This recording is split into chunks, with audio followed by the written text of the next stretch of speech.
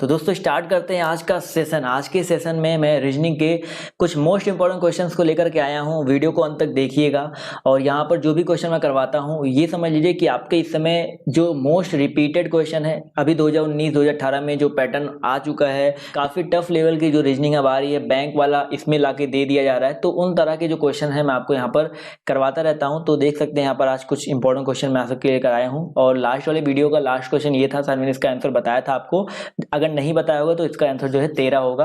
आप लोग भी इसको निकाल के देखिएगा। तो आ जाते हैं सीधे इस क्वेश्चन की तरफ। तो यहाँ पर देखिए ध्यान से क्या कह रहा है, दो पोजीशन दिया गया, एक पासे की दो स्थितियां नीचे दिखाई गई हैं, कौन सी संख्या 5 के विपरीत दिशा में दिखाई देगी। देखिए इस तरह का क्वेश्चन मैंने आपको ऑलरेडी बता रखा है। पूरा पासा मैंने आपको बहुत ही सिंपल वे में, बहुत ही शॉर्ट ट्रिक वे में बताई है, जिससे आप 2 सेकंड में क्वेश्चन का आंसर जो है निकाल सकते हैं। अब देखिए यहाँ पर हमें निकालना है किसके विपरीत, 5 के विपरीत। तो क्या करना है, देखिए इन दोनों में कॉमन क्या है भाई, 2 यहाँ पर भी है, 2 यहाँ पर भी है।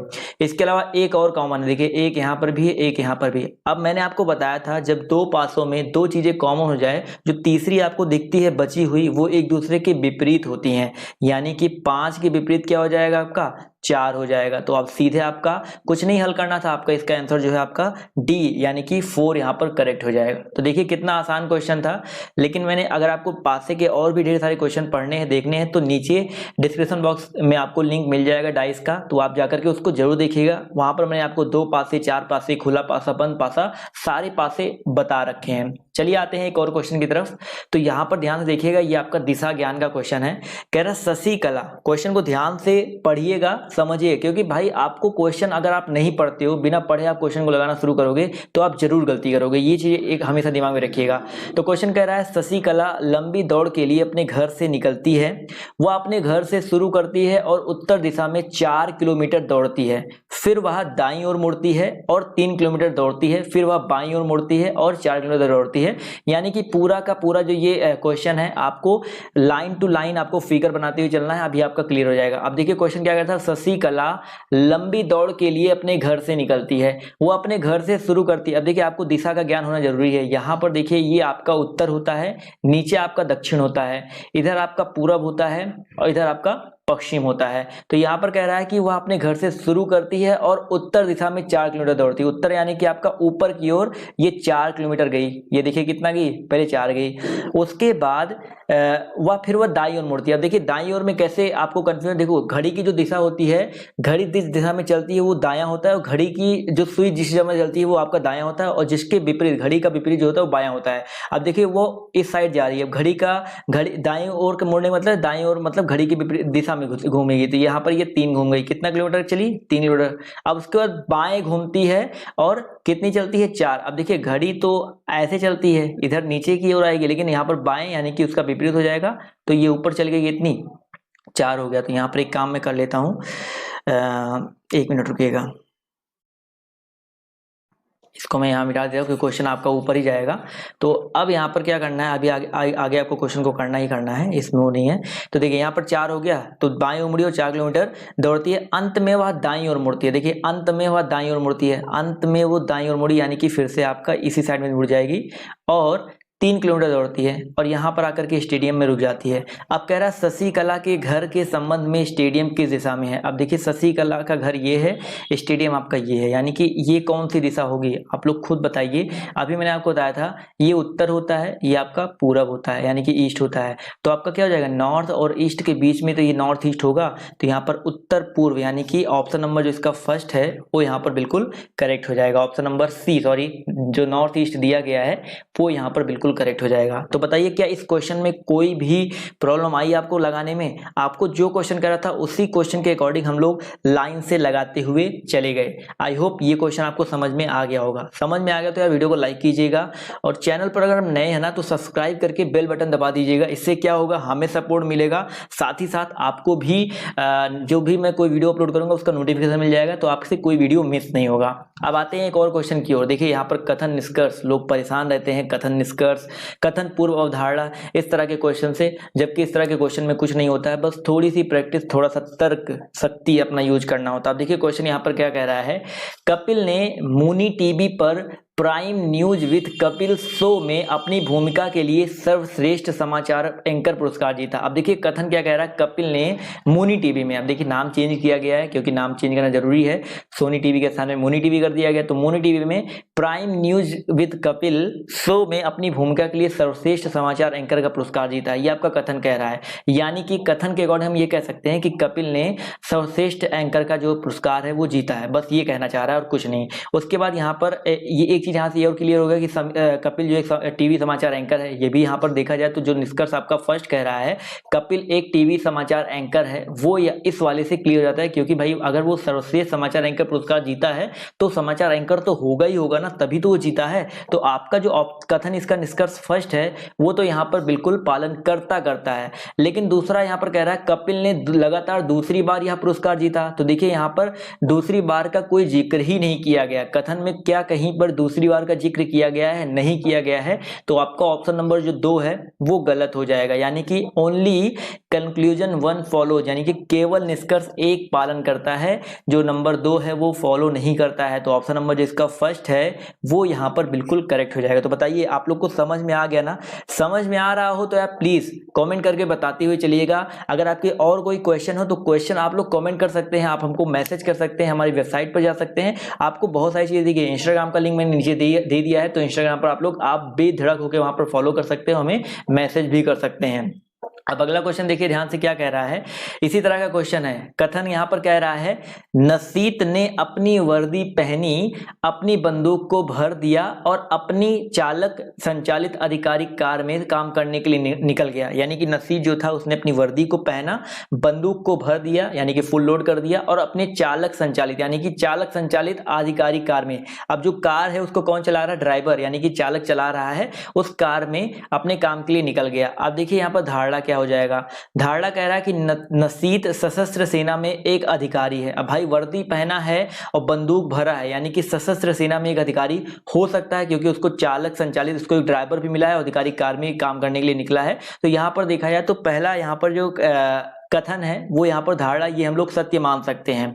अब दूसरा बात यहाँ पर कह रहा है कि नसीत जयपुर के राजभवन में तैनात एक सैन्य कमांडो है। तो भाई पहले वाली धारणा को हम लोग कहीं ना कहीं सत्य मान भी सकते हैं, लेकिन दूसरी तो बिल्कुल गलत है, क्योंकि यहाँ पर कहीं भी राजभवन तैनात, जयपुर में तैनात है, ये है वो है, ऐसा कुछ दिया ही नहीं गया है, और सैन्य कमांडो ऐसा भी नहीं दिया गया है। ये मान सकते हैं भाई वर्दी पहन रहा है, बंदूक को भर रहा है, तो यहाँ पर सशस्त्र सेना में होना ये लाजमी है। लेकिन यहाँ पर जो दूसरा कथन है वो बिल्कुल लाजमी नहीं है, तो यहाँ पर जो पहला धारणा है वो यहाँ पर करेक्ट हो जाएगा। तो ऑप्शन नंबर जो इसका फर्स्ट है, केवल धारणा एक निहित है, वो यहाँ पर करेक्ट हो जाएगा। समझ में आ गया दोस्तों? तो यहाँ पर ऑप्शन नंबर जो इसका फर्स्ट है वो यहाँ पर बिल्कुल करेक्ट हो जाएगा। चलिए आते हैं एक और क्वेश्चन की तरफ। आप देखिए इस तरह क्वेश्चन मैं आपको लास्ट वाले वीडियो में भी मैंने आपको बताया था, और यहाँ पर क्या कह रहा है, एक वेन आरेख दिया गया है और एक स्पोर्ट क्लब के सदस्यों और उनके द्वारा खेले जाने वाले खेलों की संख्या को दिखाता है।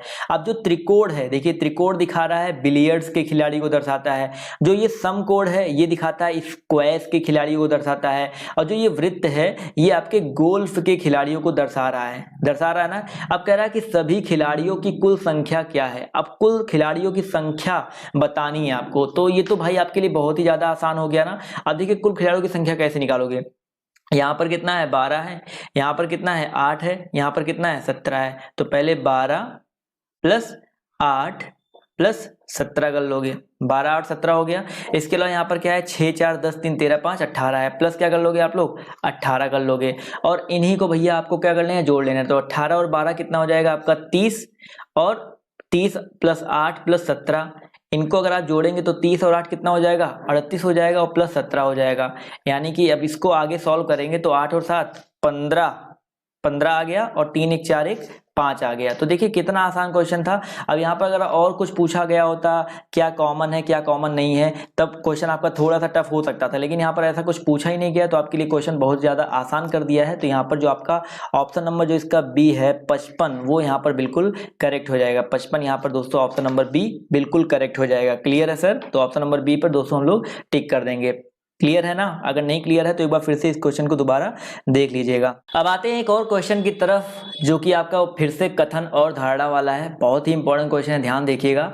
कह रहा शुभ्रा एक महत्वपूर्ण बैठक से निकल गई और अपने बेटे को लेने के लिए चली गई क्योंकि उसे तेज बुखार था। ये आपका कथन कह रहा है। अब धारणा की अगर हम बात करें तो पहला धारणा कह रहा है कि शुभ्रा एक एकल माता है, तो यहाँ पर ये तो बिल्कुल गलत हो जाएगा क्योंकि यहाँ पर ऐसा कुछ कहा ही नहीं गया है कि एकल माता है या उसके पिताजी नहीं, हो सकता पिताजी कहीं और हो, ऐसा भी तो हो सकता है ना। तो यहाँ पर पहली धारणा तो बिल्कुल गलत हो जाएगी। अगर दूसरी धारणा की बात करते हैं तो शुभ्रा एक कामकाजी माता है। अब देखिए शुभ्रा एक महत्वपूर्ण बैठक से निकल गई, यानी कि कहीं काम कर रही होंगी, वहां से तो निकल गई ना। तो यहाँ पर ये जो धारणा 2 है ये कथन से बिल्कुल यहाँ पर क्लियर हो जा रहा है कि ये यहाँ पर धारणा बिल्कुल सही है कि शुभ्रा जो है एक कामकाजी माता है। तो यहाँ पर देखा जाए तो ऑप्शन नंबर जो इसका बी है, ओनली एजम्पशन 2, यानी कि केवल धारणा जो 2 है वो निहित है। तो ऑप्शन नंबर 2 पर हम दोस्तों टिक कर देंगे। क्लियर है ना? तो यहाँ पर ऑप्शन 2 है हमारा गलत, सही हो जाएगा, माफ कीजिएगा। अब आते हैं एक आखिरी क्वेश्चन की तरफ। बहुत ही अच्छा क्वेश्चन है, लोग यहाँ पर बहुत ज्यादा गलती करते हैं इस तरह के क्वेश्चन में, और अभी आजकल के इस क्वेश्चन पेपर में इस तरह के क्वेश्चन आपको देखने को मिल रहे होंगे। तो ध्यान से देखते हैं, क्वेश्चन को देखते हैं। क्वेश्चन आपका कह रहा है किसी कूट भाषा में स्वीट कॉर्न सूप को पाम बम नाम लिखा जाता है। देखिए स्वीट कॉर्न सूप को पाम बम नाम लिखा जाता है। तो चलिए यहाँ पर देखिए इस क्वेश्चन को कैसे लगाना मैं आपको एक आसानी से बता रहा हूँ। अब यहाँ पर कह रहा है स्वीट कॉर्न स्ट्रेच को पाम बम लैम लिखा जाता है। देखिए ऊपर वाले में स्वीट कॉर्न और स्वीट कॉर्न इस सेकंड वाले में भी कॉमन है। तो स्वीट कॉर्न स्वीट कॉर्न अगर आप कॉमन है, और इसमें देखा जाए तो पाम बम कॉमन है, तो पाम और इसके अलावा बम और बम यहाँ पर ये कॉमन हो जाएगा। अब जो बचा सूप, देखिए सूप का मतलब क्या हो गया आपका नाम हो गया, स्ट्रेच का मतलब आपका क्या हो गया लाम हो गया। दो चीज क्लियर हो गया ना। तो स्वीट का मतलब भी आपको पता चल गया और आपका क्या बोलते हैं स्ट्रेच का मतलब भी पता चल गया। चलिए सॉप का मतलब भी सूप का मतलब पता चल गया और आपको स्ट्रेच का मतलब पता चल गया। अब अगला क्वेश्चन यहाँ पर देखिए कह रहा है कॉर्न स्ट्रेच शॉप को बैम लैम और काम लिखा जाता है। अब देखिए ऊपर यहाँ पर देखिए कॉर्न है, कॉर्न यहाँ भी है, कॉर्न यहाँ भी सेकंड वाले में भी है, कॉर्न आपका थर्ड वाले में भी है। तो तीनों में कॉर्न है और तीनों में देखा जाए तो बैम बैम बैम तीनों में है। तो एक चीज पता चल गया कि कॉर्न का मतलब क्या आ जाएगा आपका बैम आ जाएगा। क्लियर है ना? तीनों में क्योंकि कॉमन है, देखिए कॉर्न यहाँ भी, कॉर्न यहाँ भी, कॉर्न यहाँ भी है, तो कॉर्न का मतलब आपको हो गया बैम। और इसी तरह देखिए स्वीट यहाँ पर है, स्वीट यहाँ पर है, अब बैम और यहाँ पर भी पैम और पैम कॉमन है, तो स्वीट का मतलब आपका क्या हो गया, स्वीट का मतलब आपका हो गया पैम हो गया।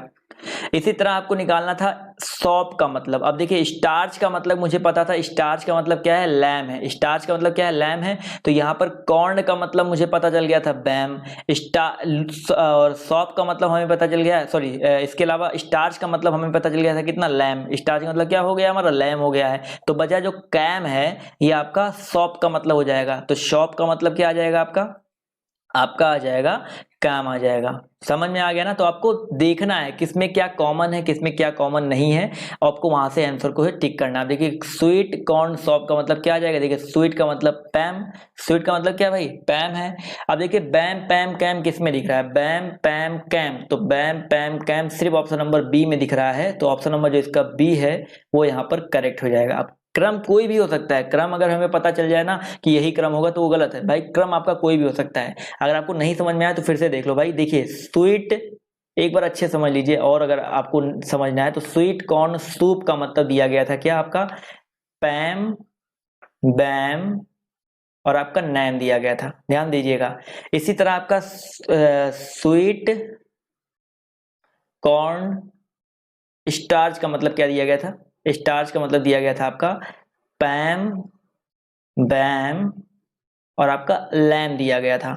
और आपका क्या है कॉर्न स्ट्रेच सॉप, देखिए कॉर्न स्ट्रेच STARCH और सॉप का मतलब दिया गया था आपका क्या भाई बैम, यहाँ पर पैम है, बैम लैम और आपका कैम। अब देखिए तीनों में क्या कॉमन था, कॉर्न यहाँ भी है, कॉर्न यहाँ भी है और कॉर्न आपका यहाँ भी है। तो तीनों में कॉर्न है और तीनों में देखा जाए तो बैम बैम बैम है। तो कॉर्न का मतलब हमने क्या लिख दिया बैम लिख दिया। इसी तरह देखिए ऊपर वाले में भी स्वीट है और नीचे वाले में भी स्वीट है, और ऊपर वाले में देखा जाए तो पैम है और नीचे वाले में पैम है। तो यहाँ पर स्वीट का मतलब क्या हो गया पैम हो गया। अब देखा जाए तो स्टार्च यहाँ पर भी है और स्टार्च यहाँ पर भी है। तो यहाँ पर इन दोनों में क्या कॉमन है, लैम यहाँ भी है, लैम यहाँ भी है। तो स्टार्च का मतलब आपका क्या हो गया, लैम हो गया। तब देखिए कॉर्न सूप, या स्टार्च कट गया यहाँ पर, और यहाँ पर बैम लैम कट गया। तो सॉप का मतलब क्या आ गया, कैम। तो सॉप का मतलब हमने क्या कर दिया, कैम कर दिया। अब आपसे पूछा गया था स्वीट कॉर्न सॉप का मतलब क्या होगा, तो पैम बैम कैम यहाँ पर जो है करेक्ट आंसर हो जाएगा। तो ये रहे दोस्तों आज के कुछ क्वेश्चंस इंपॉर्टेंट। तो आपको ये क्वेश्चंस कैसे लगे कमेंट करके जरूर बताइएगा, और इसी तरह के वीडियोस मैं आप सबके लिए लेकर के आता रहता हूं। तो प्लीज चैनल को सब्सक्राइब करिएगा, और नीचे बेल बटन दिया गया है वहां पर क्लिक कर दीजिएगा, जिससे आपको नोटिफिकेशन जो है मिलती रहे। और ऐसे ही हम आपका साथ देते रहेंगे, हमारा साथ देते रहिए, और जिंदगी जो है चलती रहेगी। आप लोग भी कुछ अच्छा करिए जिंदगी में, लोगों की मदद कीजिए, कुछ बनिए, उसके बाद मदद कीजिए। और मेरी यही आप सबके लिए यही प्रार्थना है कि आप सबकी कहीं ना कहीं जल्दी जल्दी नौकरी लग जाए। तो आज के इस वीडियो में इतना ही, के लिए बाय बाय, टेक केयर, जय हिंद, जय भारत। मिलते हैं नेक्स्ट वीडियो में।